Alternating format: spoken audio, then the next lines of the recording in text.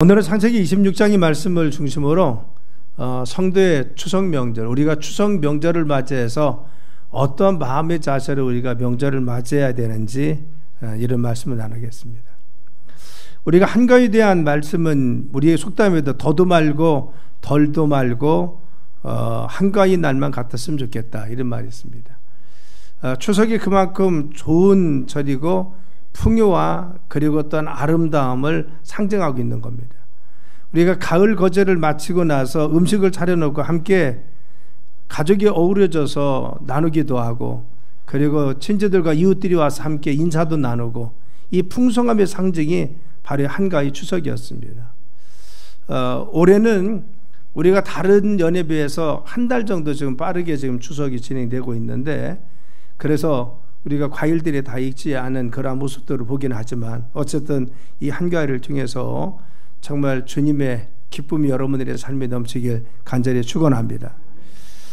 연휴가 되어서 대이동이 시작됐습니다. 지난 금요일부터 시작되었는데 한국교통연구원에서 조사한 것이 있어요. 올 추석 연휴는 9월 13일부터 18일까지 6일간 교통 바로 특별 대책 기간이다 라고 했어요.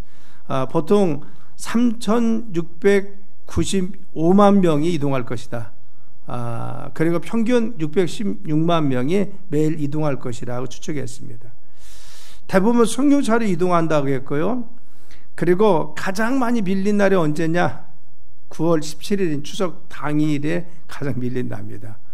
그래서 가장 어렵다. 뭐 이런 통계.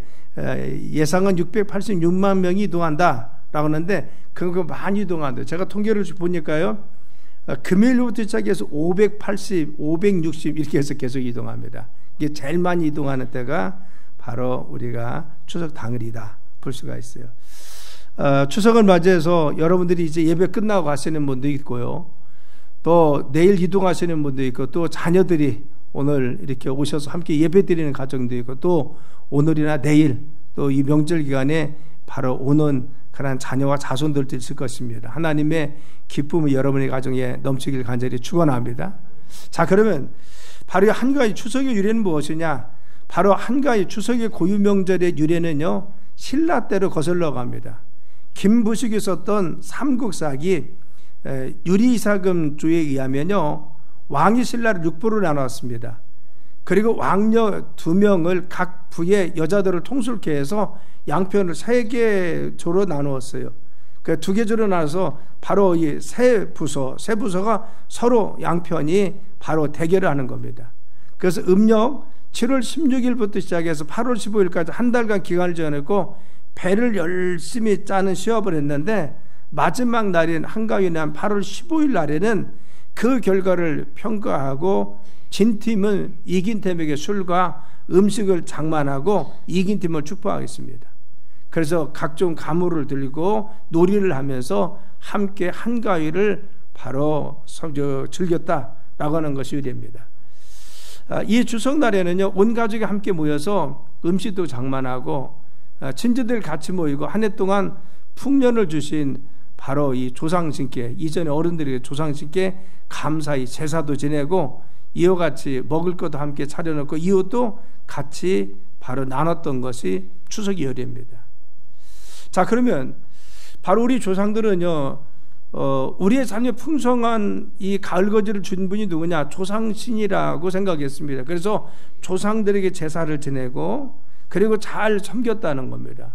그리고 가을거지를 함께 나누면서 기쁨을 나눴던 것이 바로 이 추석의 한가위 연이었다는 겁니다.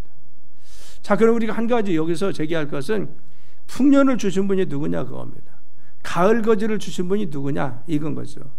우리 조상들이 생각할 때는 조상신이라고 생각해서 조상을 신의 반열에 놓았습니다. 그래서 조상에게 제사를 지내고 조상을 잘 섬겼다는 겁니다. 그리고 조상을 잘 섬기는 것이 자손이 잘 되는 것이라고 생각했던 것이 바로 우리 조상들이었습니다.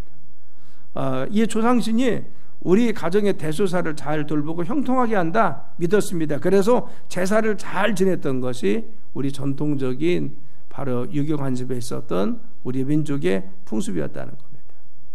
자, 그러면 정말 우리의 삶을 풍성케 하고 가을거지를 잘 있게 하고 우리의 삶을 안전하게 지키는 분이 조상신이냐? 성경은 그렇게 말하고 있지 않다는 겁니다. 성경은 풍년을 들게 하시고 그리고 또한 우리의 삶의 모든 걸 주관하시는 분이 누구냐? 하나님이라고 합니다. 하나님께서 우주 만물을 창조했을 뿐만 아니라, 그래서 창조주라고 하죠. 이 세상을 주관하시고 주권하시는 주권자이시고 지금도 주관하시는 주관자라고 성경은 말씀하고 있는 것입니다. 그렇기 때문에 당연히 농사도 잘 되게 하신 분이 하나님이시고 우리의 삶의 가정을 지켜주신 분도 하나님이십니다. 시편 127편이면은 바로 여호와께서 우리 가정을 지켜주지 않으면 아무리 우리가 수고해도 우리 가정을 세우고 지킬 수 없다라고 분명히 말씀하고 있습니다. 우리 가정을 지키고 우리의 삶을 인도하시는 분이 하나님이십니다. 우리의 사업도 누가 인도하십니까? 하나님께서 지켜주시고 인도하여 주신다는 겁니다. 오늘 본문의 말씀이 그렇죠. 이삭이 그가 살던 땅에 흉년이 들었습니다. 그래서 그랄로 내려갔습니다. 이때 하나님께서 이삭에게 애굽으로 내려가지 말라고 했어요. 애굽은 풍성함이 있는데 바로 이 그랄 땅에 머물렀을 때 하나님 더 이상 내려가지 말아라. 너 이곳에 있어서 하라겠어요. 그래서 하나님의 지시를 따라서 그 땅에 거주했다는 겁니다. 그런데 창세기 26장 3절 6절에 뭐니까 이 땅에 거류하면 내가 너와 함께해서 내게 복을 주고 이 모든 땅을 너와 내 자손에게 주리라. 내가 아버지 아브라함에게 맹세한 것을 이루 내 자손 하늘에 있는 별과 같이 그리고 이 땅에 모래같이 번성하게 한다.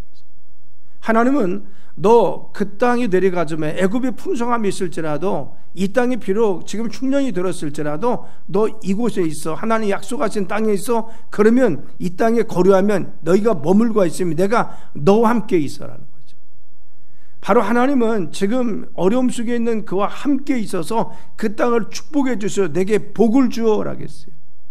내가 복을 줘. 이 땅에서 이 땅에 너희 자손이 번성하고 삶이 번성하도록 내가 너를 지켜주리라. 그래서 이삭은 그 땅에 머물렀다는 겁니다. 이삭이 하나님 말씀에 순종하여 바로 그랄 땅에 머물렀더니 하나님 복을 주어서 26장 12절 13절 이렇게 말씀하고 있어요. 한번 읽어볼까요? 시작. 이삭이 그 땅에서 농사를 하여 그의 100배나 얻었고 여호와께서 복을 주심으로 그 사람이 창대하고 왕성하여 마침내 거부가 되어. 아멘. 누가 그에게 복을 주었어요? 하나님께서 풍년이 들도록 그래서 100배나 잘 되게 했다고 했어요. 이삭이 그 땅에서 농사하여 그 해에 100배나 얻었고라고 했어요. 다른 사람에 비해서 보통 바로 다른 해에 비해서 100배나 잘 되게 하나님이 축복해 주었습니다. 하나님이 그에게 복을 주시니까 농사를 알지 못했던 그에게 하나님께서 농사를 지켜 하시는데 하늘에서 비도 내리시고 하나님께서 알고 되게 하셔서 그의 100배나 얻을 수 있도록 하나님이 축복해 주요. 여호와께서 복을 주심으로 그 사람이 창대하고 왕성하여 마침내 거부가 되었더라. 누가? 하나님입니다. 사랑 여러분, 우리의 가정과 우리의 삶 그리고 또한 우리의 모든 것을 지키시고 축복하시는 분 누구입니까? 하나님이십니다. 하나님께서 이 세상의 모든 걸 다스리고 지배하고 관리하고 지금도 역사해 주십니다. 그래서 세상의 모든 것은 누구의 손에 있습니까? 이 세상을 지금도 인도하신 하나님의 손에 달려있다는 것을 알 수가 있어요. 아무리 우리가 열심히 노력해도 얻을 수 있는 것은 무엇입니까? 하나님이 지켜주셔야 됩니다. 우리의 가정을 세우려고 해도 우리의 자녀를 보호하고 지키려고 해도 내 삶이 무엇인가 일으키려고 해도 주님이 도와주지 않으면 하나님께서 함께하지 않으면 안 된다는 겁니다. 그래서 시편 127편이면 너희가 아침에 일찍 일어나고 늦게 누우며 수고의 떡을 먹을지라도 여호와께서 함께하지 않으면 바로 수고의 떡을 아무것도 얻을 수 없다는 것입니다. 그래서 우리가 아무리 수고할지라도 주님이 도와주지 않으면 우리의 삶 열매가 없습니다. 그러나 여호와께서 사랑하는 자에게는 잠을 주신 잠은 무엇입니까? 우리의 삶의 평강과 은혜를 지켜주셔서 우리의 삶을 축복하여 주신다는 겁니다. 사랑 여러분, 우리를 복 주시는 분이 하나님이신 것을 믿으실 간절히 축원합니다. 가을 거지를 하고 우리가 자녀들이 이와 같이 반가운 얼굴로 서로가 대할 수가 있고 이웃이 정말 기쁜 마음으로 함께 대할 수 있도록 건강도 지켜주시고 우리의 삶을 지켜주시는 분 누구냐? 하나님이시라고 하는 것을 우리는 분명히 알고 하나님께서 우리의 삶의 주관자이시고 우리 가정을 이끄심을 믿으시길 간절히 축원합니다. 자, 그러면 하나님께서 우리의 삶을 축복하시고 인도하신다고 믿는다면은 이 추석을 맞이하는 우리의 자세는 어떠해야 됩니까? 조상들은 조상신에게 바로 이같이 감사히 제사를 드리고 지냈습니다. 그러면 우리는 어떻게 지내야 됩니까? 라는 겁니다. 과연 이 믿음의 사람들은 추석을 맞이해서 한가위를 맞이해서 이 명절을 어떻게 지내야 됩니까? 하늘을 풍성케 하신 하나님 앞에 감사하는 절기가 돼야 될 줄 믿습니다.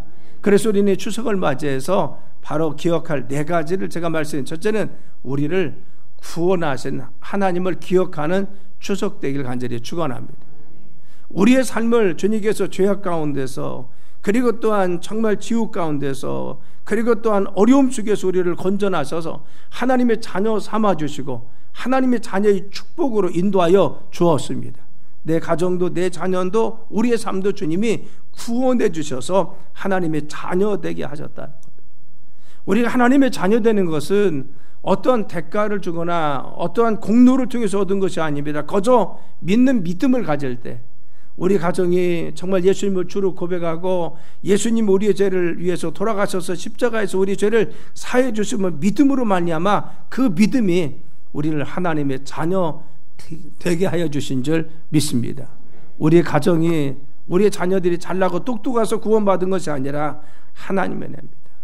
그래서 우리의 가족을 구원하신 하나님, 자녀 삼으신 하나님, 우리 가정을 믿음의 백성 삼으신 하나님, 하나님을 섬길 수 있도록 이를 선택하시고 택해 주셔서 구원하신 하나님께 감사하는 추석 명절 되길 간절히 축원합니다. 온 가족이 함께 모여서 예배 드릴 수 있는 거, 이 은혜 아닙니까?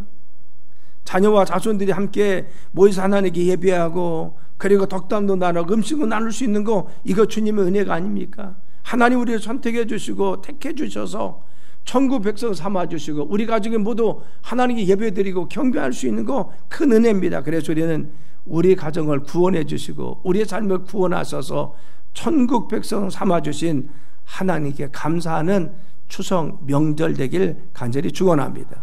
두 번째는 우리의 가정을 지켜주시고 인도하시고 축복해 주신 하나님께 감사하는 추석이 되자는 겁니다. 우리가 추석은 가을 거제를 놓고 한가위는 정말 하나님께 영광, 아니 그 선조들에게 바로 이같이 감사했습니다. 우리는 이제 올 한 해를 축복하신 분이 중에 하나님이시니 압니다. 우리의 삶을 인도하신 분이 하나님이시니 분명히 알고 있습니다. 그래서 우리의 가정도 우리의 자녀도 우리의 하고 있는 모든 사업도 우리의 농사도 잘 되게 하신 분은 하나님이십니다. 물론 우리가 살면서 어려움도 있고 지금도 여전히 난관은 있지만 그러나 우리 가정을 지키시고 보호하시는 분이 하나님이신 것을 믿으시길 간절히 축원합니다. 그래서 우리는 가족이 함께 모여서 하나님 앞에 감사하는 예배를 드리는 겁니다. 그리고 감사하는 기도를 합니다. 자녀들도 그리고 자손들도 우리가 모두 이와 같이 얼굴을 대할 수 있음에 대해서, 그리고 기쁨을 나눌 수 있음에 대해서, 우리가 정말 서로 위로할 수 있음에 대해서 우리는 하나님께 감사하는 시간이 돼야 됩니다. 그래서 여러분들 추석 명절에는 꼭 예배를 가정에서 드리라는 겁니다. 하나님 감사합니다. 우리 가정을 잘 이끌어 주셔서 감사합니다. 우리 자녀와 자손들 잘 지켜주시고 이와 같이 번성케 하시고 잘 되게 하심을 감사합니다. 그렇죠. 우리의 삶에 늘 윤택아가 해서 함께 하신 하나님 앞에, 지켜주신 하나님 앞에 감사하며 예배드리는 추석이 되어야 될 줄 믿습니다. 세 번째는 부모님을 공경하고 어른께 감사하는 시간이 되자는 겁니다. 오늘 우리가 이 자리에 서 있는 것은 부모님이 계셔서 그래요. 우리의 조상과 어른들이 계셔서 그렇습니다. 만약 그분들이 우리에서 헌신하지 않고 수고하지 않았으면 우리는 지금 이곳에 머물 수가 없는 것입니다. 우리 자녀나 자손도 마찬가지입니다. 하나님께서는 10계명을 주었습니다. 인간에게 주었던 첫 번째 계명이 무엇이에요? 내 부모를 공경하라는 겁니다. 그렇죠. 1계명에서 4계명까지는 하나님과 우리 인간과의 관계 속에 있습니다. 그런데 5계명부터 시작해서는 인간과 인간의 관계 속에 첫 번째는 뭐냐? 부모를 공경하는 겁니다. 우리가 어른을 공경하는 것, 부모님을 잘 섬기는 것, 부모를 공경하는 것, 이것은 무엇입니까? 하나님 법이고 하나님께 내려준 첫 번째 계명이라는 사실을 알아야 됩니다. 부모님이 살아계신 것을 감사해야 되죠. 부모님이 건강하신 것이 감사한 것이죠. 나의 효도를 받고 내가 부모님의 은혜를 갚을 수 있도록 조금이라도 시간을 주신 하나님 앞에 감사한 것입니다. 그래서 우리는 이 가족이 모여서 함께 어른을 공경하는 좋은 이와 같은 전통과 분위기를 믿음으로 잘 이끌어야 되는 것입니다. 자녀와 자손들은 부모를 공경하고 어른들을 공경할 수 있도록, 또 우리가 먼저 그와 같이 본을 보여서 부모님을 섬기고 어른들을 잘 공경하는 모습을 잘 보여주어서 이와 같은 어른들에게 감사하고 부모님께 감사하는 추석이 되어야 될 줄 믿습니다. 그래서 어른을 공경하고 부모님을 지극히 잘 공경하고 정말 부모님을 공경할 수 있는 명절이 되어서 가족 간에 서로 화해하고 정말 믿음으로 서는 귀중한 시간이 되어야 될 줄 믿습니다. 네 번째는 무엇입니까? 서로 축복하는 추석이 되라는 겁니다. 여러분, 말에는 살리는 말이 있고 죽이는 말이 있습니다. 살리는 말은 상대방 용기를 주고 도전을 주고 자존감을 세워줍니다. 그리고 뭔가 할 수 있도록 동기부여합니다. 반면에 죽이는 말은 상대방을 낙심시키고 좌절시키고 열등의식을 갖게 하거나 부정적 의식을 갖기 쉬운 것이 바로 죽이는 말입니다. 우리가 가족 간에 함께 모입니다. 자칫 잘못하면 서로 상처받은 거 마음에 별로 들지 않은 것을 자꾸만 이야기해서 부정적인 말을 해서 바로 서로가 상처받고 가족 간에 헤어질 수도 있다는 겁니다. 여러분, 그것은 하나님이 원하시는 것이 아닙니다. 우리가 명절을 맞이 가족이 맞이했습니까? 그러면 서로 용기를 심어주는 말, 위로하는 말, 격려하는 말, 희망을 북돋우는 말, 하나 될 수 있는 말들을 많이 하시길 간절히 축원합니다. 내게 비록 마음에 들지 않는 것이 있을지라도 우리 화목을 위해서 참아야 됩니다. 그렇죠. 무엇인가 잘못한 것이 있을지라도 다 그것을 다 말하지 말고 화목을 위해서 어디까지 이야기해야 되는지 잘 절제할 수 있는 은혜가 여러분의 삶 가운데 있어야 될 줄 믿습니다. 자칫 잘못하면 명절에 모였는데 서로 다투고 싸우고 마음이 상해서 돌아가고 나면 얼마나 마음이 아파요. 그렇죠. 정말로 같이 가족이 모였을 때 서로가 격려하고 위로하고 기쁨을 나누고 서로 행복하고 돌아가면 또 만나고 싶고, 이것이 가족이 되어야 될 줄 믿습니다. 그래서 내게 부정적인 생각이 있거나 마음에 들지 않는 것이 있거나 그리고 조금 내 기대에 못 미쳐도 우리는 어떻게 해요? 그걸 내려놓고 좋은 말로 격려하고 위로하고 적당히 말해서 상처받지도 않는 것이 지혜인 줄 믿습니다. 왜? 가족이 만나면 기뻐해야 돼요. 가족이 만나면 즐거워야 됩니다. 가족이 만나면 또 만나고 싶어야 돼요. 그래서 상처돼서는 안 됩니다. 그래서 우리가 이번 추석에는 정말 내가 무슨 말을 해야 될지 이걸 잘 생각해서 상처 주지 않고 아픔을 주지 않고 서로 격려하고 위로하는 그런 추석 명절이 되어야 될 줄 믿습니다. 특별히 성경에 성도는 바로 다른 사람을 축복하라고 부르심 받았다고 성경은 말씀합니다. 베드로전서 3장 9절 말씀해 보면요, 한번 읽어볼까요? 자, 시작. 악을 악으로 욕을 욕으로 갚지 말고 도리어 복을 빌라 이를 위하 너희가 부르심을 받았으니 이는 복을 이어받게 하려 하심이라. 아멘. 너 악을 욕을 욕으로 갚지 말라는 거예요. 너 마음속에 상처받았다고 해서 하고 싶은 말 다 하지 말고 상처 주지 말라는 거죠. 그래서 너희는 무엇을 위해서 도리어 우리 믿음의 사람 복을 빌라고 따랐습니다. 도리어 복을 빌라 이를 위하여 너희가 부르심을 받았나니. 그렇죠. 우리를 왜 부르셨어요? 복을 빌으라고. 그렇죠. 우리는요 가서 똑같이 상처 주고 똑같이 상처받고 이런 사람이 아닙니다. 상대방이 그렇게 해서 내가 아픔이 있다고 똑같이 아픔을 주려고 하는 것이 우리 믿음의 사람들이 아닙니다. 하나님 부르신 이유 뭐예요? 너를 통해서 복을 빌으라는 겁니다. 하나님 복을 내 가족에게 빌고 이웃에게 빌어. 그래서 너희들이 부르심을 입은 것이 뭐예요? 복을 빌으라고. 그래서 이는 너희를 복을 빌으라고 부른 이유가 뭐냐? 이는 복을 이어받게 하려 함이니라. 아멘. 네가 복을 빌으면은 너에게도 상대방에게도 하나님 복이 임한다는 겁니다. 여러분, 우리 가정에 이런 복이 임해야 될 줄 믿습니다. 서로 상처 주고 아픔을 주어서 복을 차다는 것이 아니라 우리가 정말 서로 복을 빌고 축복하고 그리고 정말 위안해서 이 복이 하나님 복이 흘러가야 돼요. 누구에게? 우리 가정과 가족에게. 할렐루야. 그래서 우리가 만남의 축복이 되고, 만남의 축복의 전달자가 되고, 만남의 하나님 축복이 이어가는 현장이 되어야 될 줄 믿습니다. 이제 명절 추석 연휴가 어제부터 시작됐습니다. 여러분 가족이 만날 때 복을 주신 분은 하나님이시다.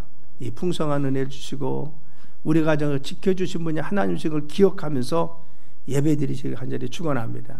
그리고 특별히 여러분 하나님께서 축복해 주었기 때문에 우리 가정에 설 수 있음을 믿음으로 고백하는 그러한 시간이 되어야 되고, 특별히 여기 어르신들은 자녀와 자손들이 있으면요, 특히 손주들 있으면 용돈도 좀 줘가면서 기도해 주세요. 알았죠? 손 얹고 기도해 주세요. 축복 기도해 주세요. 왜냐하면 머리에 손 얹고 기도하는 바로 기름 부은 주의 종 제사장인 목사님만이 할 수가 있습니다. 그런데 또 한 부분이 있습니다. 그것은 가정의 제사장 된 어머니, 아버지, 할머니, 할아버지는 자녀와 자손에게 축복 기도해 줄 수가 있어요. 그러니까 여러분 손주들이나 자녀들이 있으면 기도하고 싶은 마음이 있으면요, 바로 손 얹고 기도해서 이런 축복이 넘치도록 정말 기도하는 시간이 있길 간절히 축원합니다. 그리고 또한 복된 말을 하세요. 그래서 정말 우리 가정에 행복하고 복되고 헤어질 때는 기쁨으로 헤어질 수 있도록 여러분들의 복을 빌는, 정말 축복을 빚는 이번 명절이 되어서 하나님 기쁨이 넘치는 여러분들의 정말 명절 되길 예수님의 이름으로 축원합니다.